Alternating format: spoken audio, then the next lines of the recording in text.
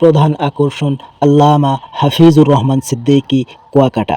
ফাজিলহাটি union ওলামা পরিষদের উদ্যোগে এলাচিপুর চরপাড়া বাজার বণিক সমিতির যৌথ উদ্যোগে এক বিশাল ওয়াজ মাহফিলের আয়োজন করা হইয়াছে। স্থান এলাচিপুর গাছপাড়া চরপাড়া কেন্দ্রীয় ঈদগাহ মাঠ প্রাঙ্গণ, দেলদুয়ার, টাঙ্গাইল। এখানে সভাপতিত্ব করিবেন হযরত মাওলানা আলী আজম খান সাহেব, দেলদুয়ার। প্রধান আকর্ষণ আল্লামা হাফিজুর রহমান সিদ্দিকী কুয়াকাটা। উনি বয়ান করবেন বাদ মাগরিব।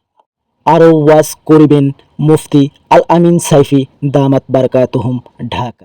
বিশেষ অতিথি হিসাবে উপস্থিত থাকবেন জনাব মোহাম্মদ আখিনুর মিয়া।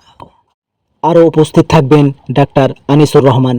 উপস্থিত থাকবেন জনাব আলহাজ এম আমিন খান, সেক্রেটারি, লাউহাটি কেন্দ্রীয় জামে মসজিদ। উক্ত ওয়াজ মাহফিলে আপনারা দলে দলে যোগদান করে দোজাহানের কামিয়াবি হাসিল করুন।